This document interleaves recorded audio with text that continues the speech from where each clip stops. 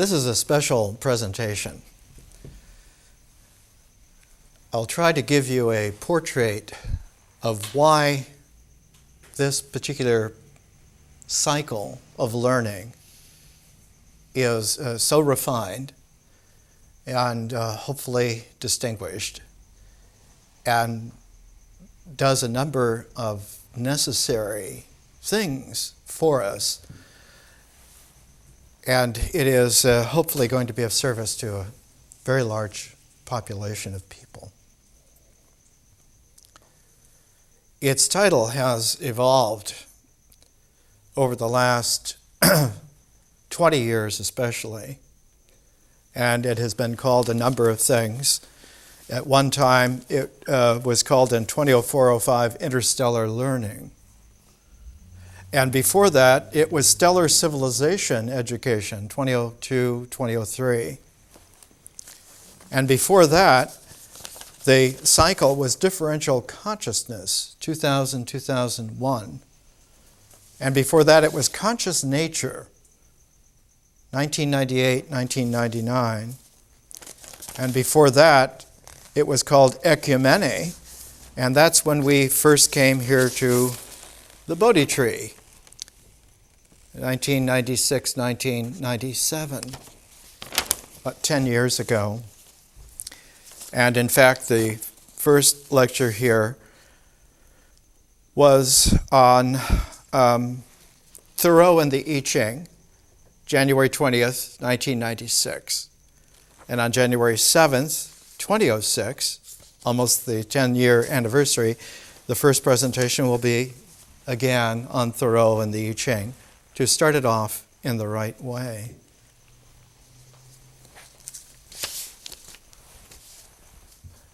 I never intended to be a teacher, much less a guide through wisdom. My concern when I was a teenager was with building rockets to get off the planet and go exploring. And at 16, finally got my father to take me on a trip to MIT to see about getting into being a rocket engineer. But amazingly, destiny interferes, and I got a full scholarship to the University of Wisconsin. And so he said, you have to take this. This pays for everything. You can transfer later. So I started in electrical engineering in 1958. And I got caught again by kismet or destiny or something interfering. I had done very well in high school so that I could take all the science exams at the University of Wisconsin and pass them without having to take the courses. And the same for the math and so forth. And my only writing was trying to write science fiction novels as a teenager. And then all of a sudden I discovered that there was a character named Baudelaire who wrote incredible, inscrutable poetry in French, and I got a hold of a translation. I was just 17 years old. And I would sit in the mining and metallurgy course trying to puzzle out the French of Baudelaire, and I was hooked. And pretty soon I was no longer good engineering fodder and dropped into philosophy. I didn't pay any attention to the education formally because I had to work my way through. And so I just studied on my own. I took whatever courses I wanted to take, who cared. And I had to go 5 years because I had all kinds of courses, but nothing that satisfied the curriculum to get your degree. And then I got introduced again to architecture. A friend of mine I used to call Lawrence of America because he used to ride his motorcycle. He was an architecture teacher at the University of Oklahoma in Norman with Bruce Goff and a number of wild architects down there. And he took me out on his motorcycle to Spring Green, to Frank Lloyd Wright's Taliesin. And I became enamored with architecture and realized I had great facility for that. And so when I finally got my degree, while I was running the genetics lab experiments under Professor Cassada at the University of Wisconsin, we were doing progesterone research. I knew how to run labs at that time. I was busy daydreaming about building buildings and starting a whole new career in architecture, and decided I would go to the University of California, Berkeley, and become an architect. And in the meantime, I began working at Metropolitan Life Insurance head office in San Francisco, and was being trained to be the division manager of the account insurance record division. In the evenings, I would do my architectural studies, and then they told me that you would have to go another 5 years to university because of the design sequence of the courses. And I said, I'm not going another 5 years. So I took the graduate record exam, and because I had studied on my own for all these years, I placed high enough that San Francisco State awarded me the prize teaching assistantship in the humanities special program. And I was curious because it seemed to me that this was a very unusual kind of academic education, but one that was familiar to me because that's how I had taught myself. And it turned out I spent 4 years in graduate school there, increasingly understanding that this learning was not happening. The talk was good talk, but the outcome of it was devolving and limited and made people more egotistical, more suspicious, more uppity, less inclined to have flexibility. And all of this was not just as a student, because I was a teaching prize assistant. I could offer courses. And the first course that I offered was 1966, 40 years ago.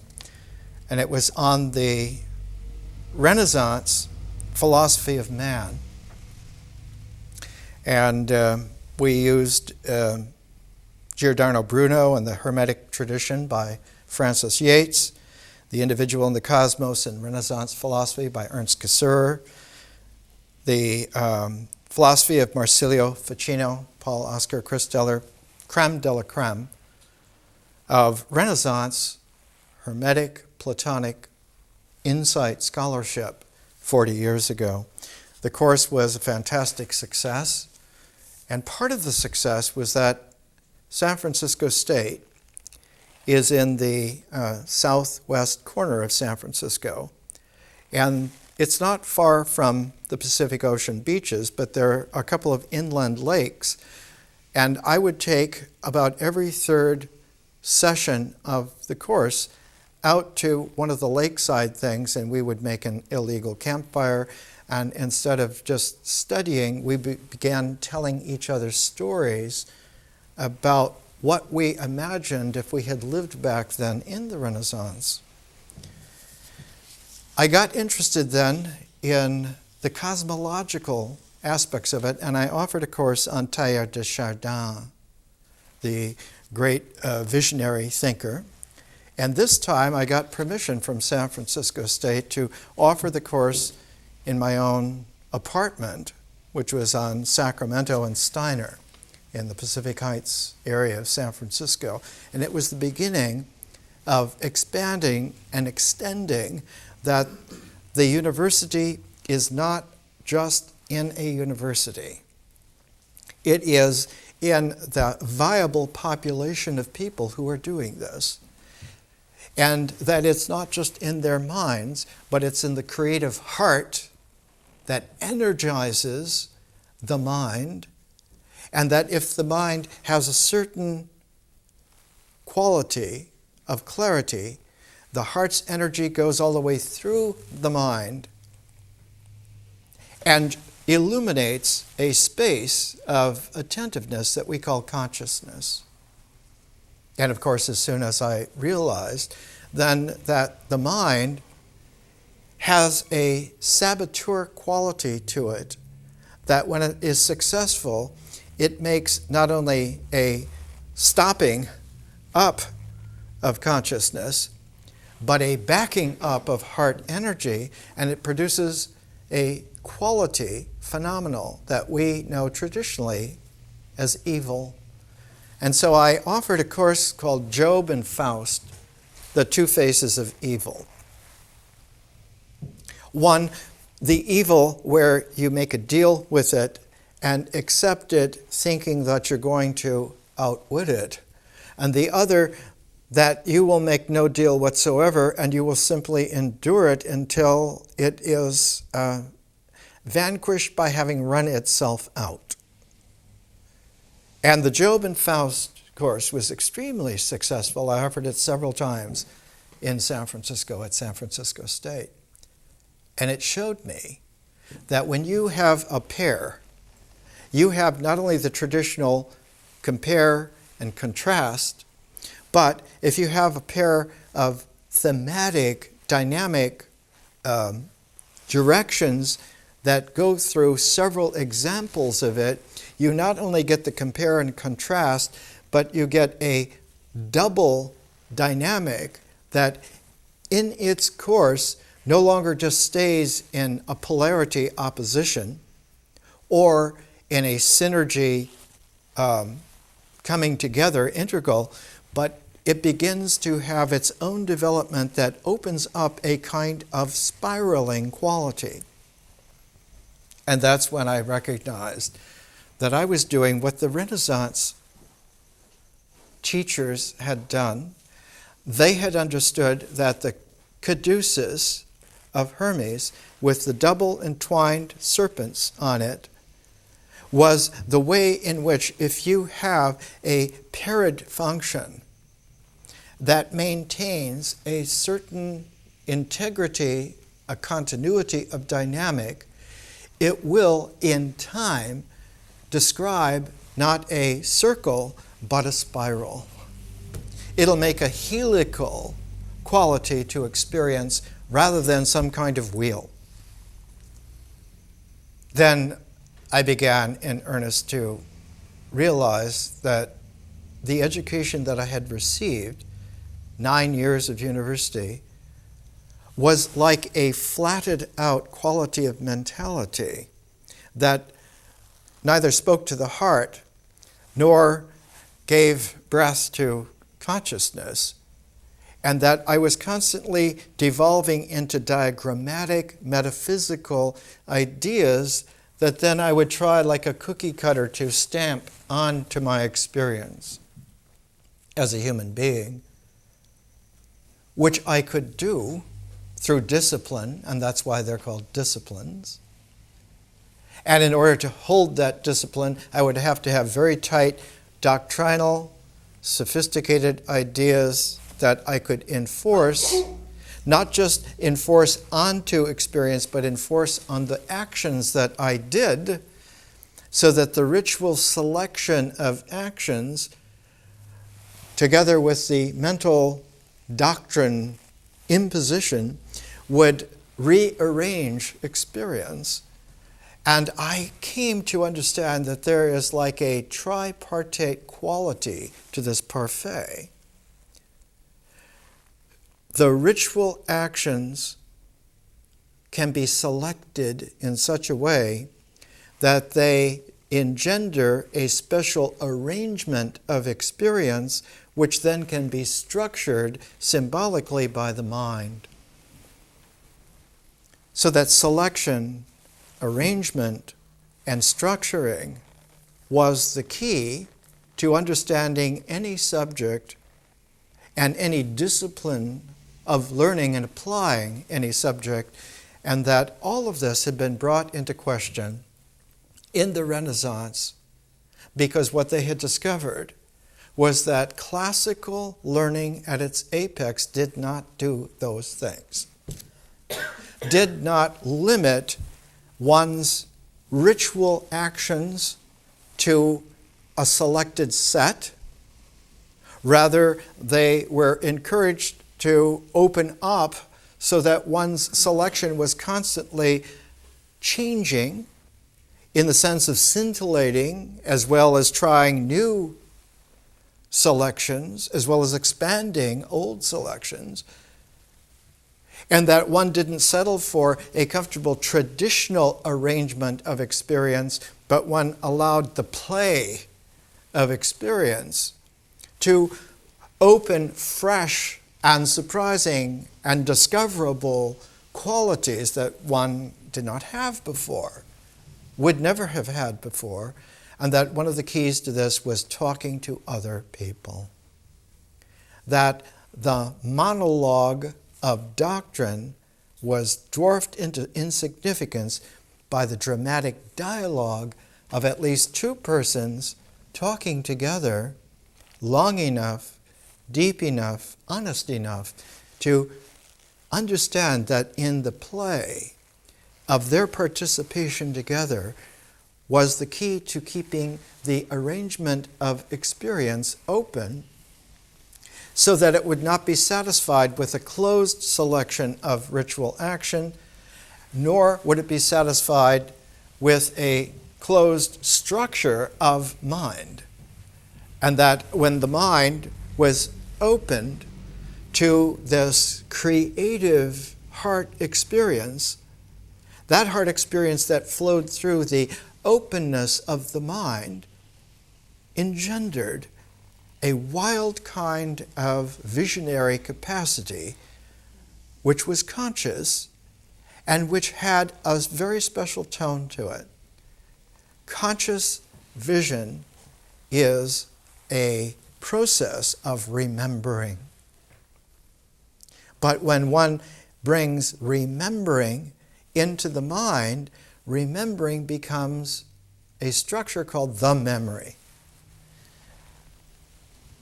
And the structure that was where the memory is in the symbolic mind had previously been the imagination, where feelings and images and language had come through the arrangement into the structure of the imagination. But now that the memory was in the mind, the imagination went where remembering was, and instead of being a mental structure of the imagination, it now became a creative conscious process called creative imagination, or better, creative imagining.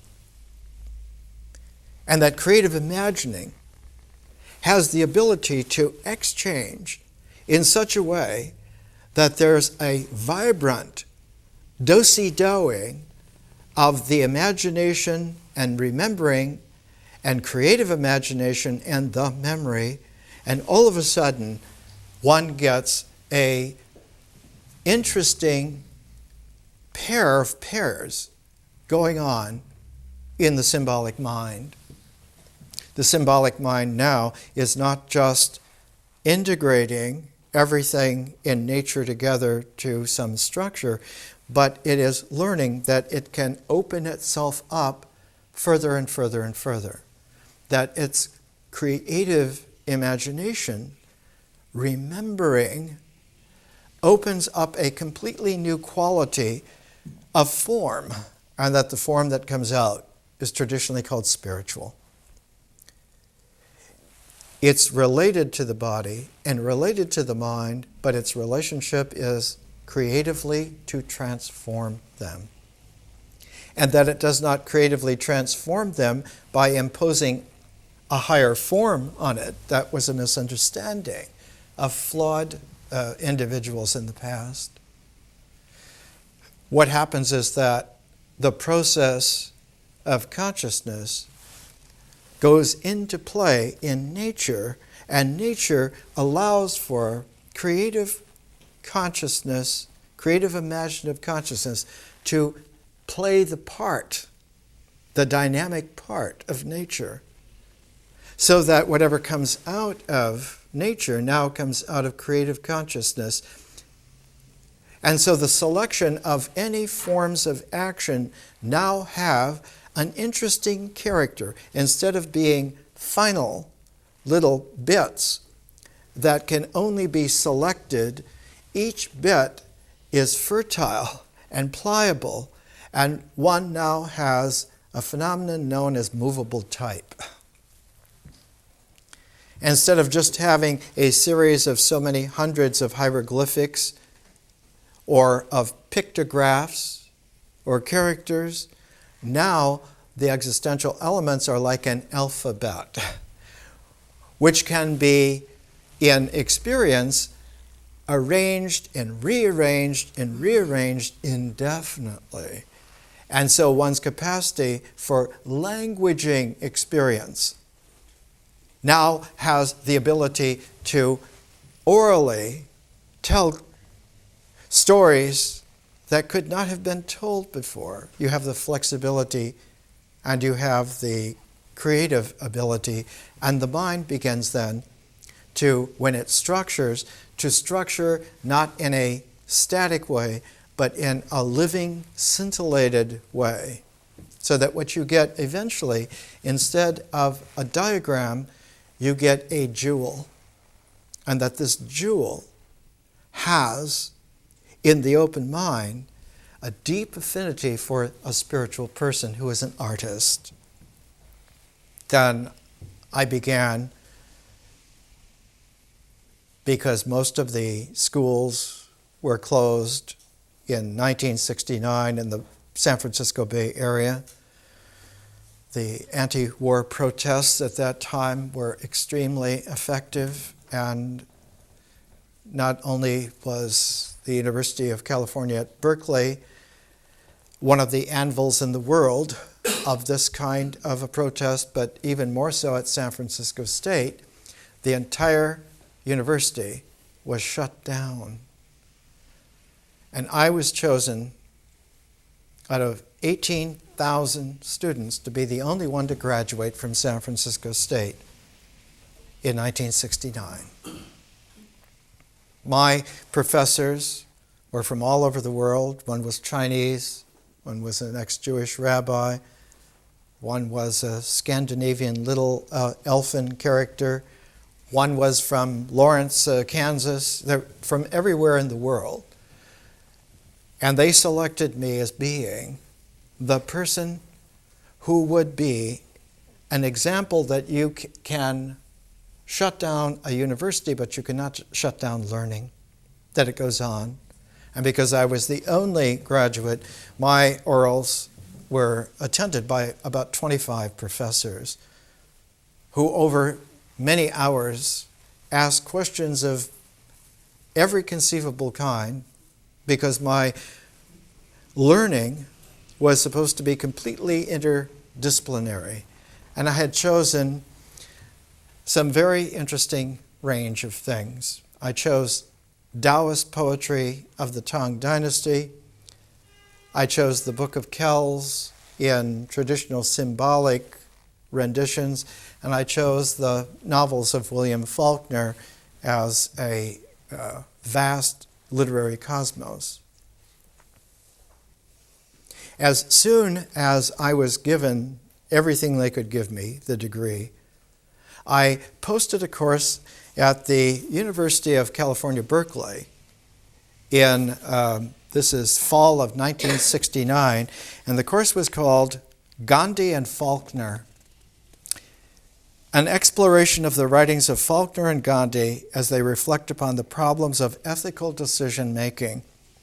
The solutions offered in the works of these men deal with the power and capacity of individual responsibility.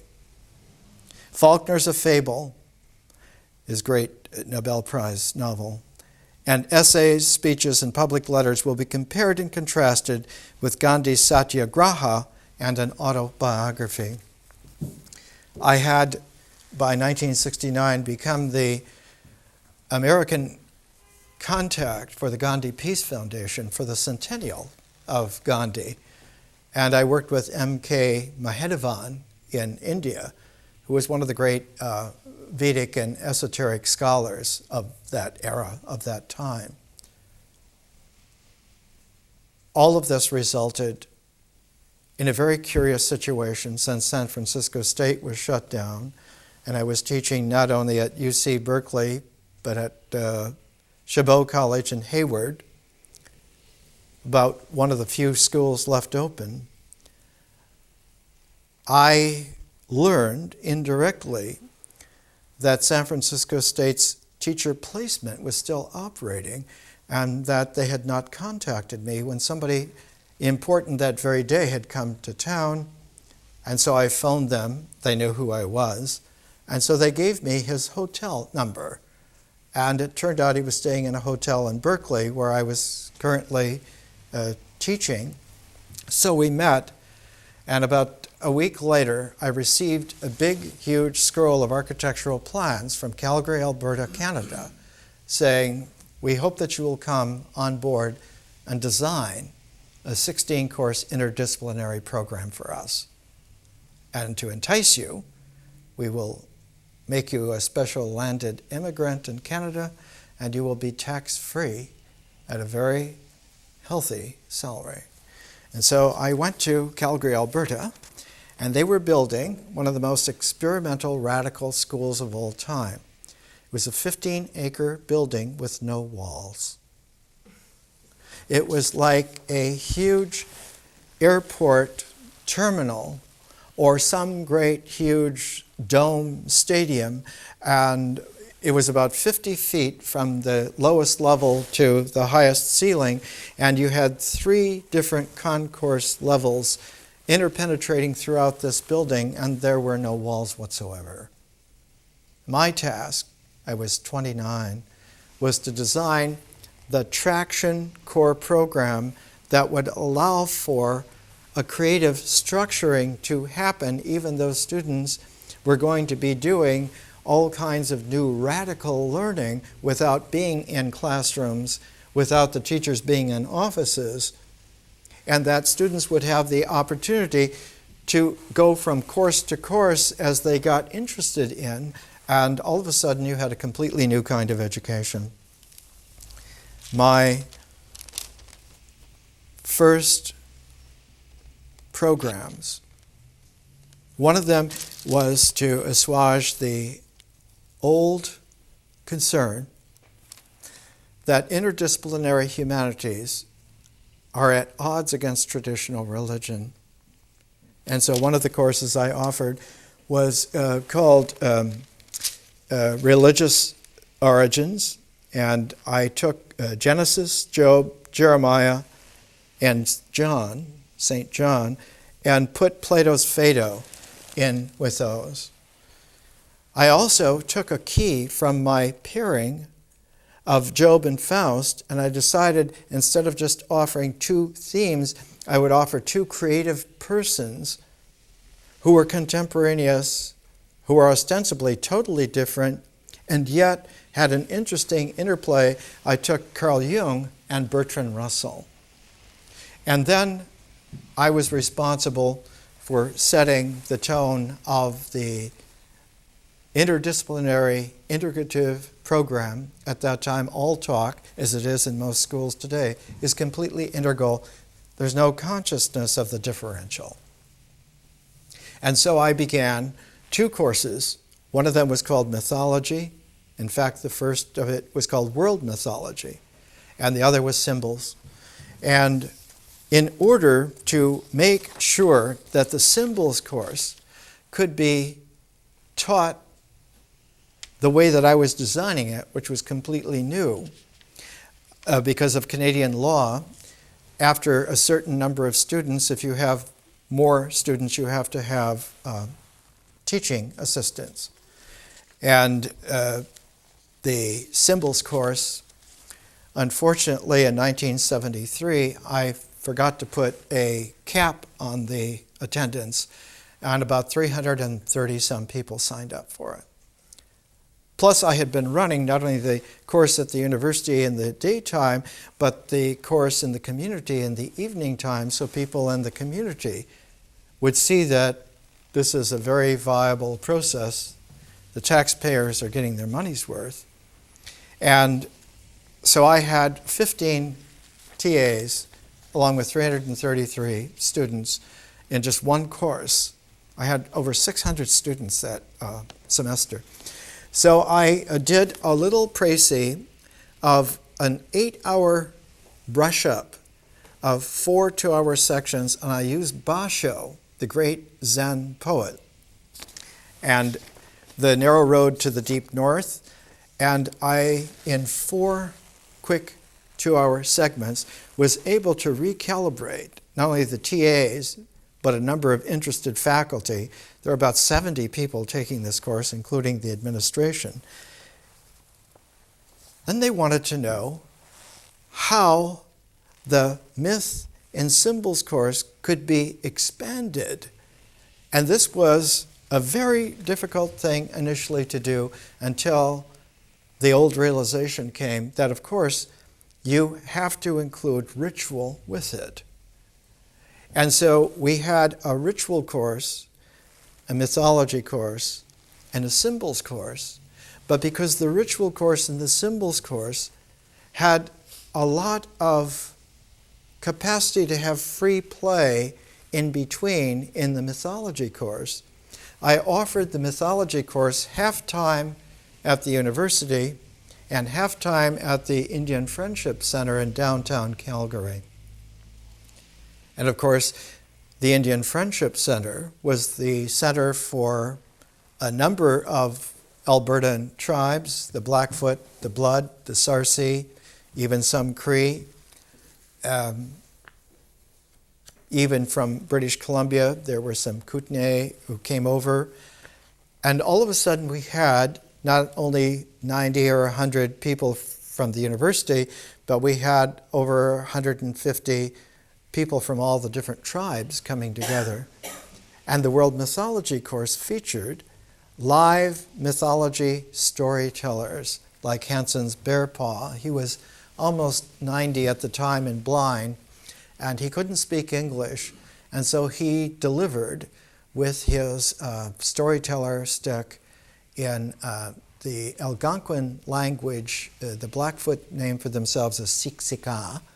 And he would deliver the mythology of Tail Feathers, who was the morning star, and many other myths live.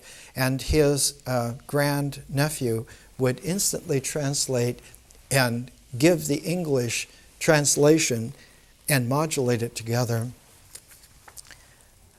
That's when I learned that you must have a live veracity to the learning experience that is not commandeered by the mind or by textbooks or by university programs that are plans that are pre-arranged. That the pre-arranged plan appeals only to the closed mind. That the pre-arranged text only appeals to the limited selection of activity. And that if one sandwiches experience into this, it more and more acquires the shape of habit rather than of experience. And because habit becomes insidious, I very quickly saw that in order to forestall this sandwich of closed ritual and closed mind and condensed experience, that you had to begin with the widest possible dynamic that could not be corralled, and that is nature itself. And that if nature itself is brought into play initially in a wild aspect, experience will naturally flow with it and tend to get its balance not from the mind and not from selected actions, but from participating mysteriously in the wild openness of nature. And so the first year of that cycle were completed. And yet there was the sense from the Renaissance that when the Renaissance looked back, it didn't just take classical learning. The classical learning it took was a renaissance at that time of something previous, 500 years before.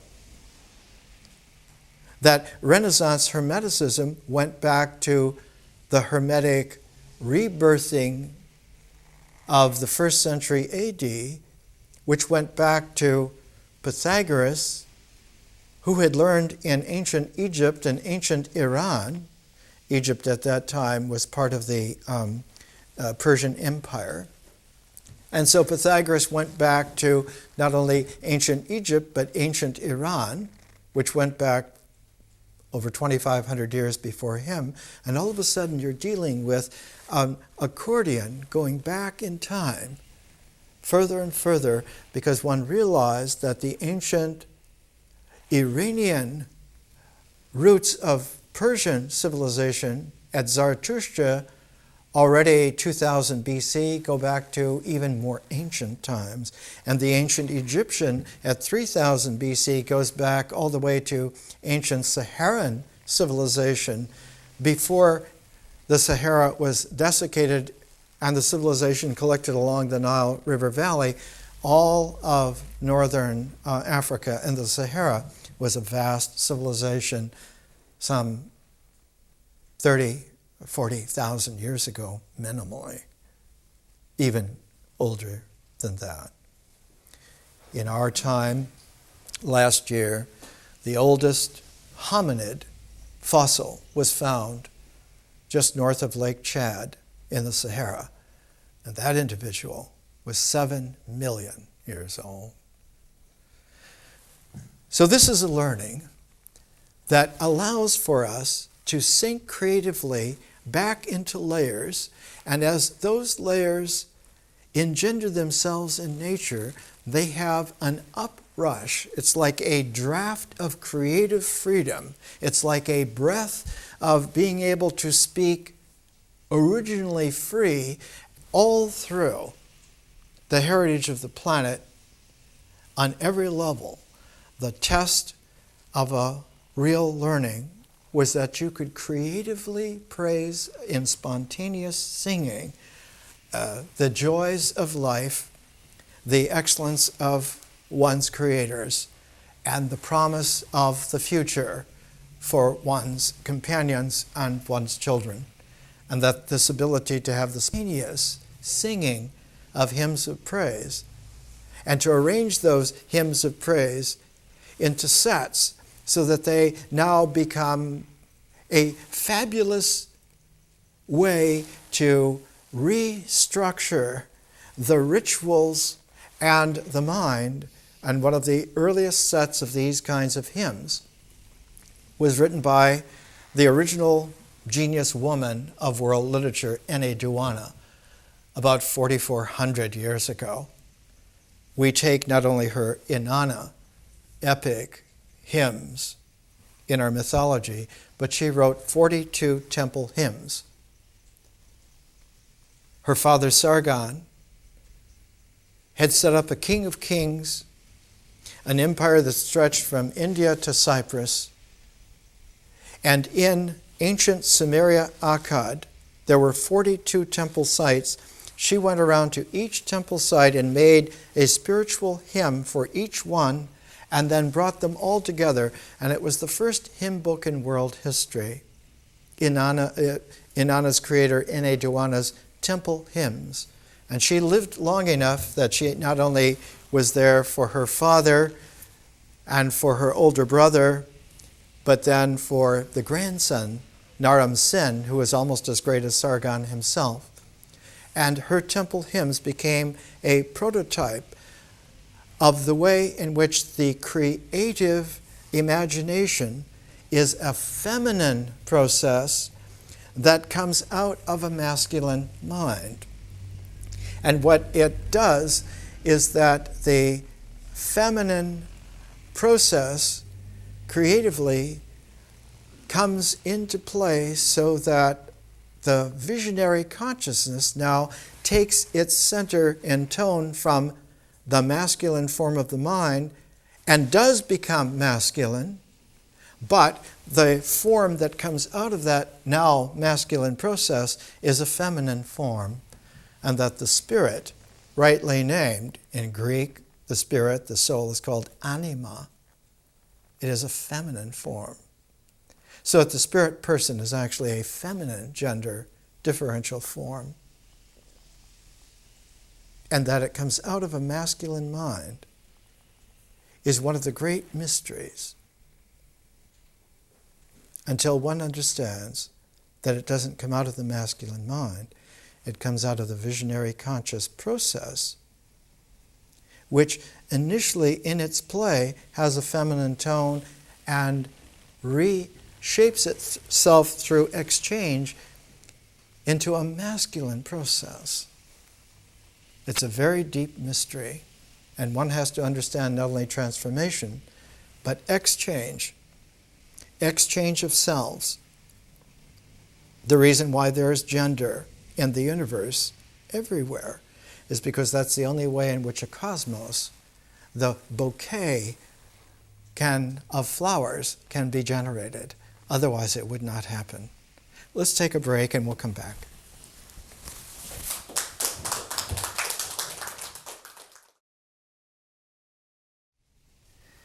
Let's come back to arrowheads. What's interesting about arrowheads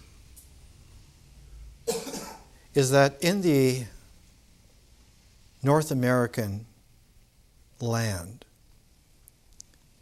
within living memory, one could still find arrowheads.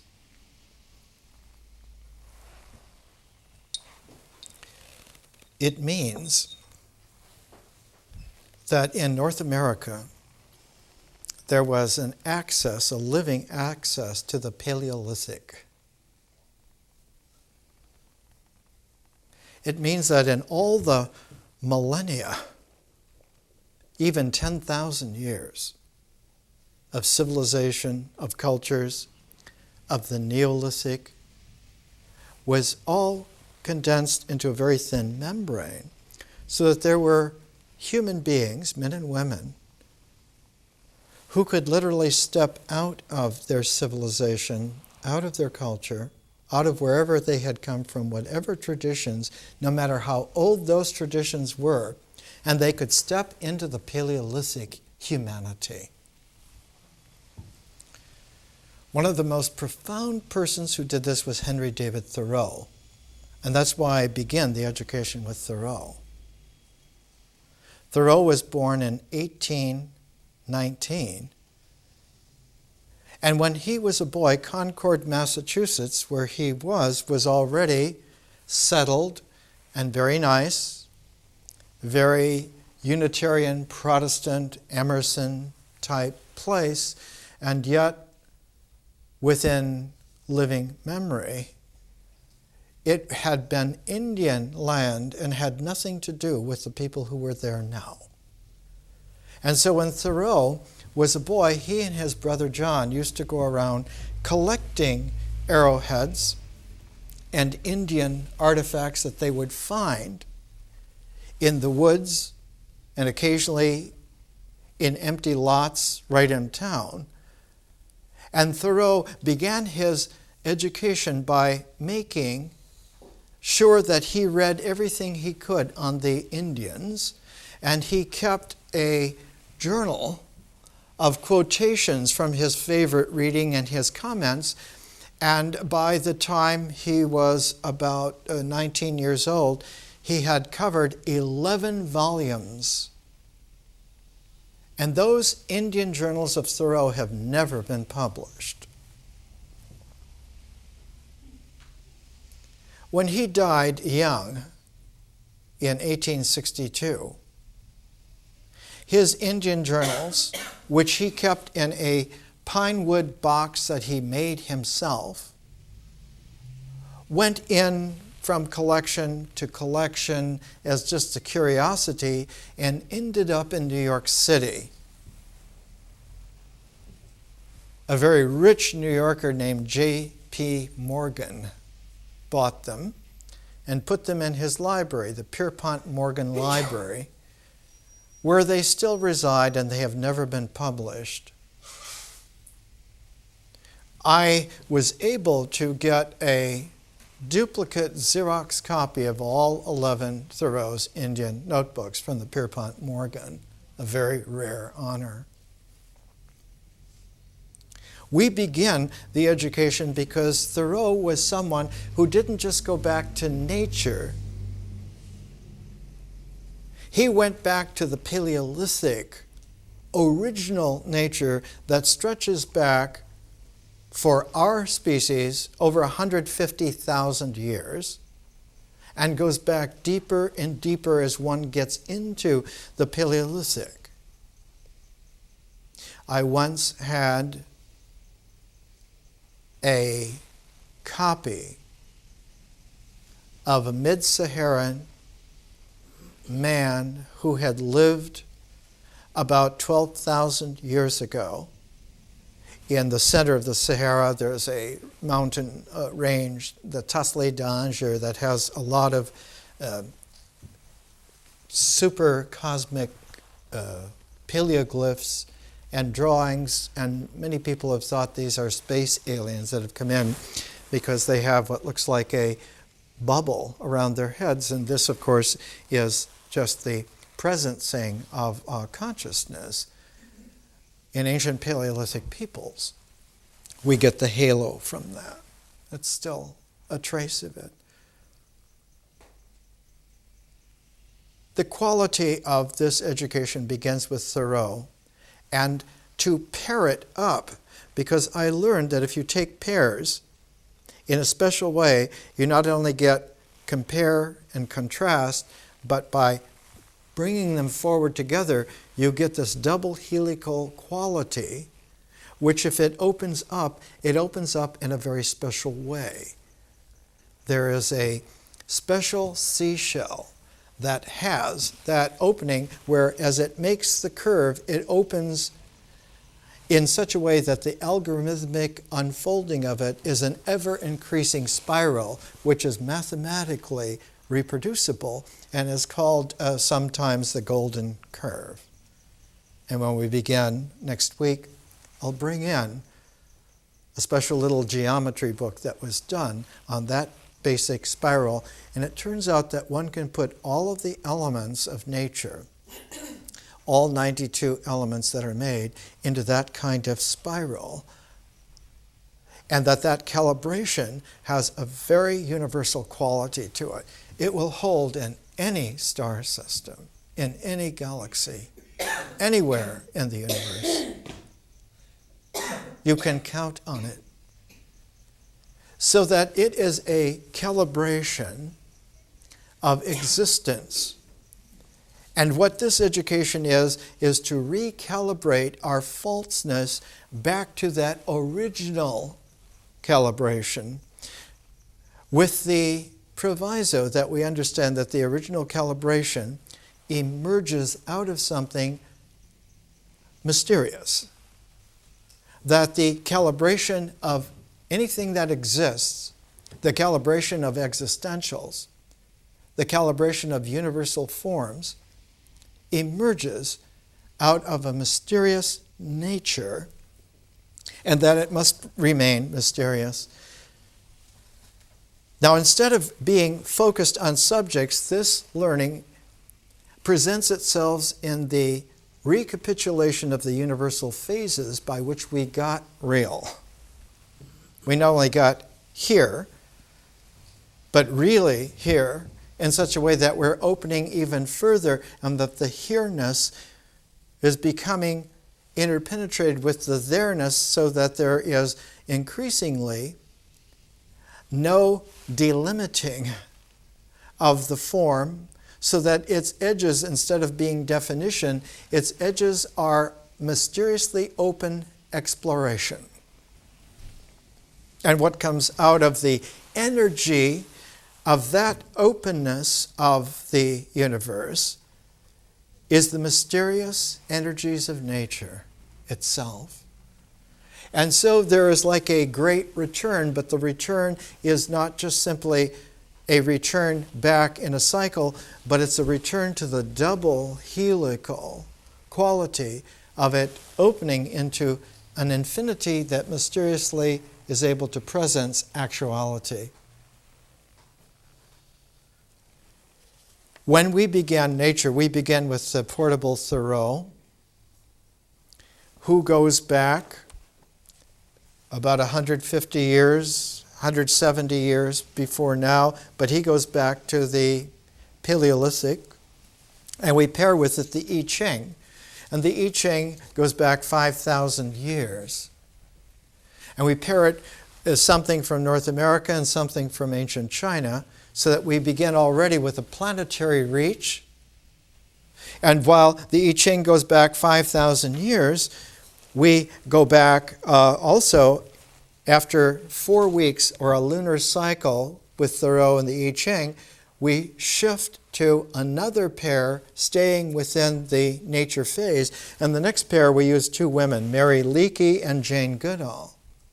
And whereas the I Ching goes back 5,000 years, Mary Leakey and her husband Louis Leakey took everything back 5 million years. That man is at least 5 million years old. But Jane Goodall, who was a favorite of Louis and Mary Leakey, her work with the chimpanzees in Africa took it back not 5,000 years or 5 million years, but 50 million years. And then, after a month with those 2 ladies, we come to a third pair. 1, 2, 3. A pair, a second pair, making a structure that has a lot of flexibility and yet has a very definite quality to it. But whereas we went from 5,000 to 5 million to 50 million, now we go, the first little book that we're going to use is a little book that just came out November 2005 called Macroevolution.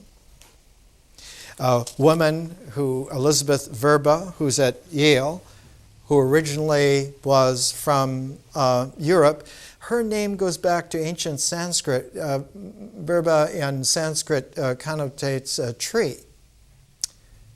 But Elizabeth Verba and her good friend Niles Eldridge, who is in New York City and is the head of one of the great museums there, did a short little book called Macroevolution of little insights in honor of their dead companion, Stephen Jay Gould. And the 3 of them had been like the 3 musketeers for maybe 35, 40 years. And because he died early and young, Macroevolution takes us back. Its subtitle is Diversity, Disparity, Contingency. And it goes back 500 million years. But to complement it, we go back 5 billion years with the Double Helix by James D. Watson. So our initial phase in its helical quality goes back in time in increments of incredible leaps, all the same time preserving the mysterious dynamic that nature has, so that when we come to the second phase, which is ritual, it will immediately leap out in a way that no one without a deep esoteric special background would ever have experienced. We come to the Egyptian Book of the Dead, the book of coming forth by day, the Pir Imhru, and what the Egyptian Book of the Dead delivers is that 5,000 years ago in Egypt, about the time of the original I Ching in China, the original Egyptian hieroglyphic cosmology already is ancient, even 5,000 years ago. It shows no signs of being primitive. It shows no signs of not being completely understood.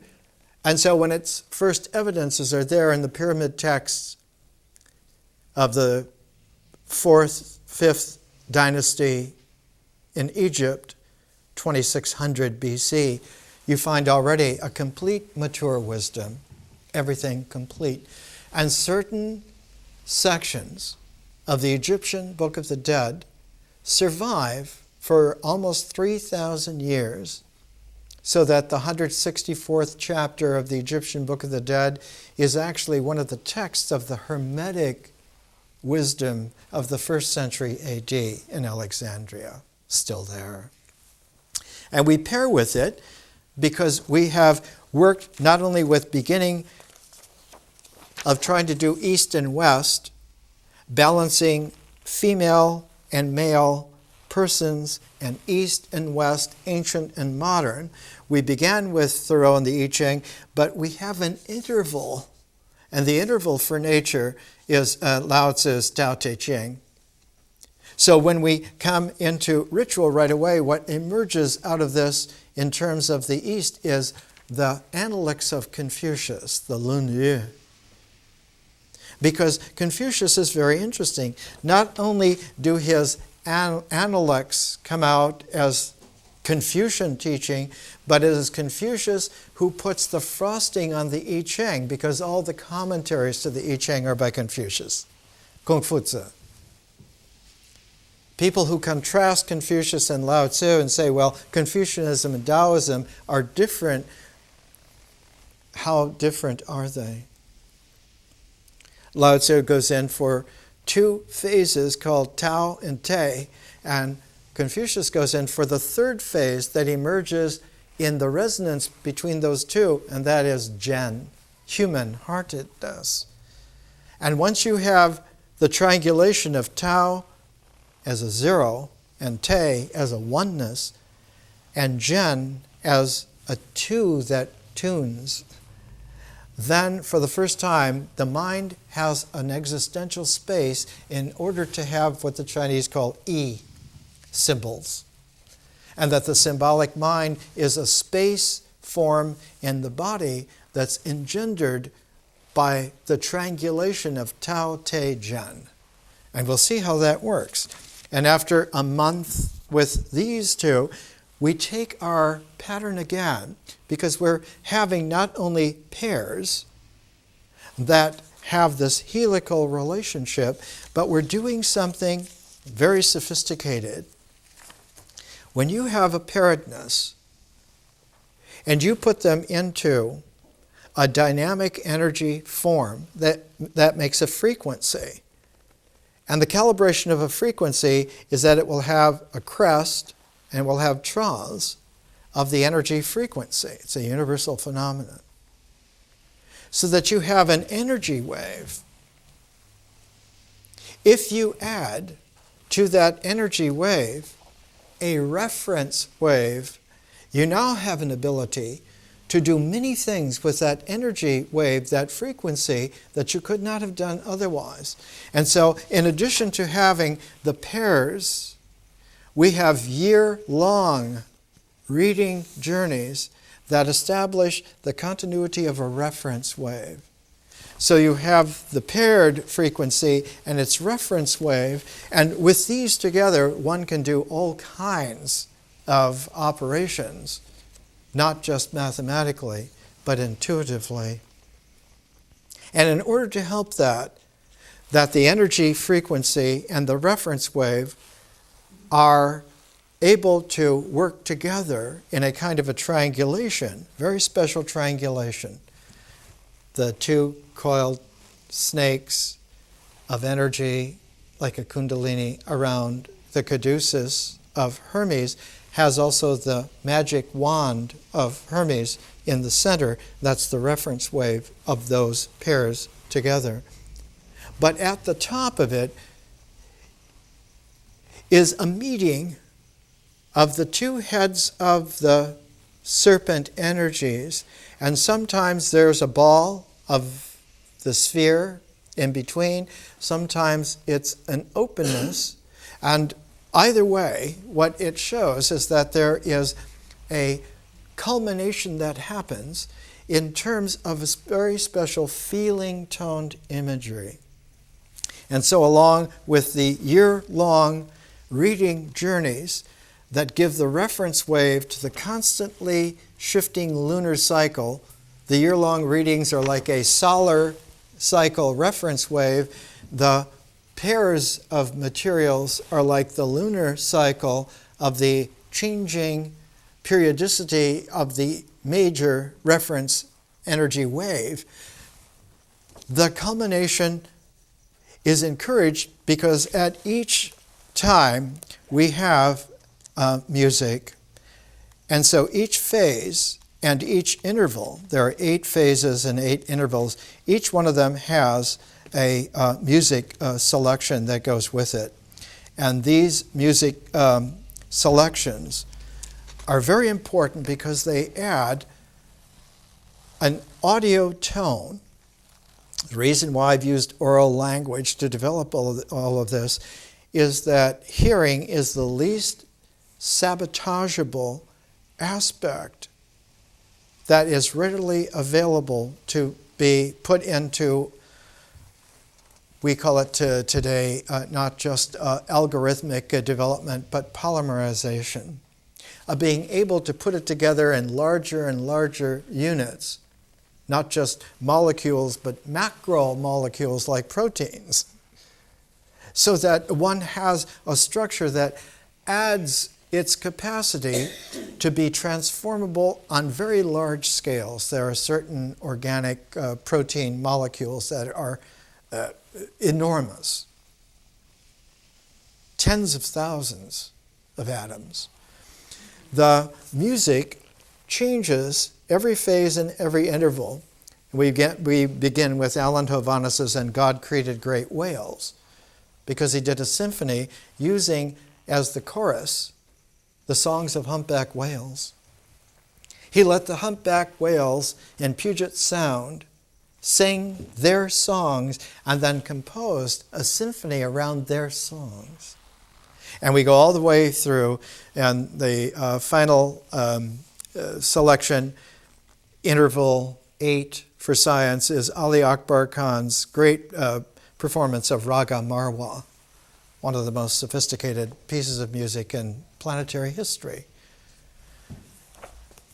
In addition to an audio creative tone, we also have films, so that each phase has a set of 4 films that give a visual cue and together build into a gestalt. The first film for nature is an Australian, Fred Shapizi's great film, Iceman,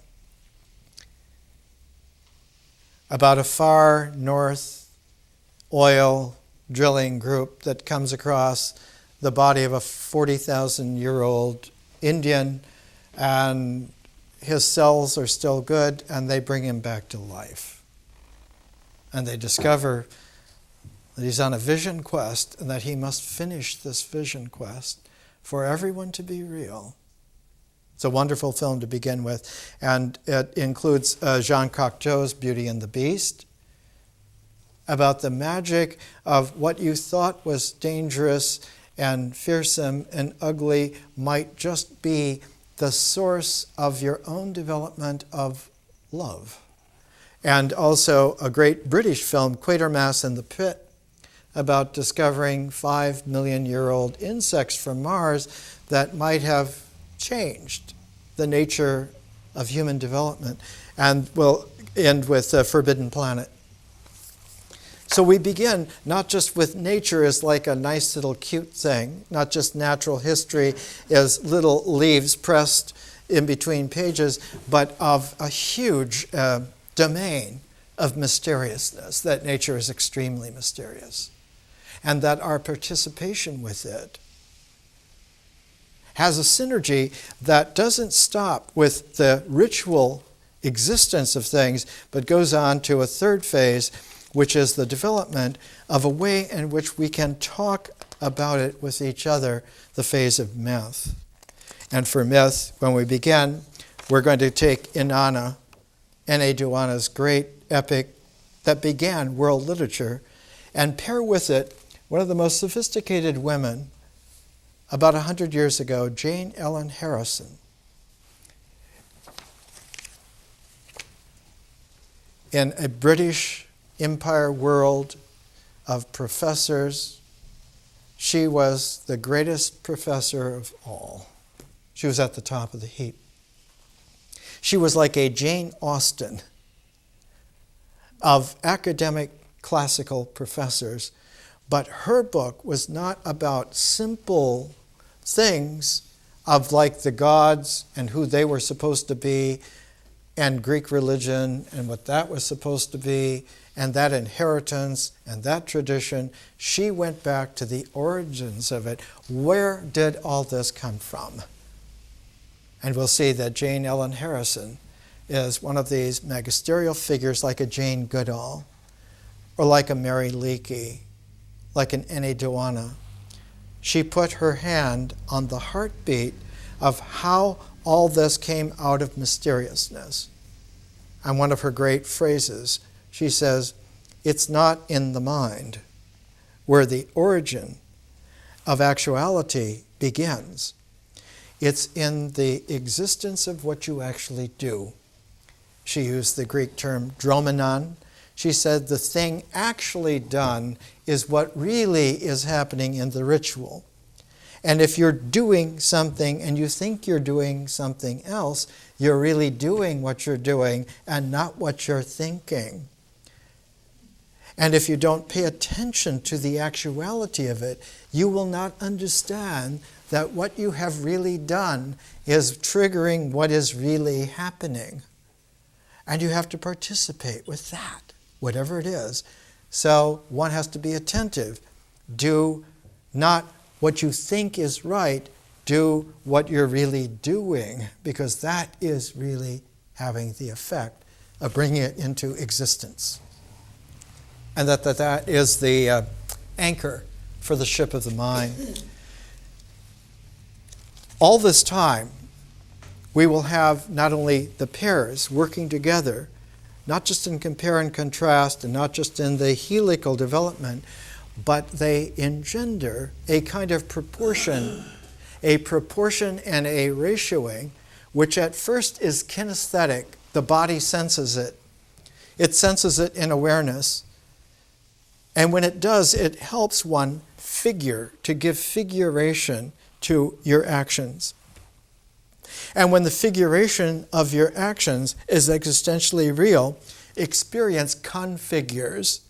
And the figure that was there in the action, in configuration, becomes a quality of character. So that one's character is the actual experience that's happening. And one can see character in animals. One sees character in babies. You can see a 1-month-old baby, and after a while you can tell the character of that baby. You can see animals. You can see character in plants. One of Thoreau's great discoveries was that individual trees have very special character. In his writings, he's over and over again astounded. And one of the great inheritors of Thoreau, John Muir, born in Scotland, but when he came to the United States, North America, he got fascinated by Alaska, which changed him completely, and then went to California and discovered that in Yosemite Valley, that he got to know individual trees, and that they revealed to him that they were as old as civilization, 4,000 or 5,000 years old. As one who learned to meditate with the giant sequoia trees when I was a teenager as well, I can tell you, you can become contemplatively resonant and related to ancient trees, to young saplings, to the flowers, to the forest. It isn't just a nice place to visit. It is really home. There is a quality that comes out of this entire cycle, which the mind, in its natural integral, wants to turn into a square. It wants to make a frame, because it's very comfortable with the structure of a square. And one of the quandaries in the Renaissance was, how do you square a circle? And squaring the circle was always that mysterious function. The fact is that the circle doesn't stay circle, and the square doesn't stay square. The circle not only develops helical qualities, but the square, as it transforms, the sides shift, and it becomes more and more like a diamond instead of a square. So that when consciousness goes through its 4 phases, it ends up not with another frame of reference, but with diamond jewel of openness.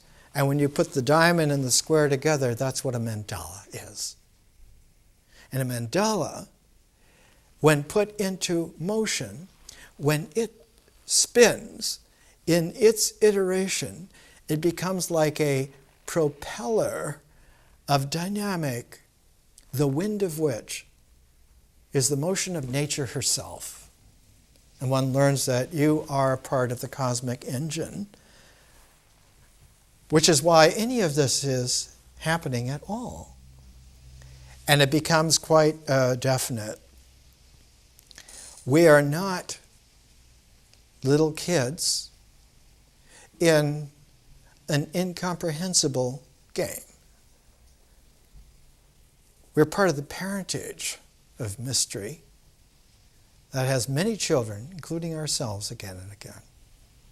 So next week we'll start with Thoreau and the I Ching, and we'll take a look at how finding little arrowheads began transforming a young man in the 1820s, already when Jefferson was still alive, and who understood more and more as he lived that as he kept a journal, the journal disclosed to him that his whole development was one of morphing himself again and again, and that he found that he didn't become larger so much in the sense of his own self, but that he became more and more transparent to nature. And that nature more and more played in him, so that he became a part of the dimension of the mysteriousness of nature, until discovering one day, in a huge blizzard on the outskirts of town, he wrote in his journal, "I've stood with the trees in the storm to keep them company, just so someone will have done that." Next week.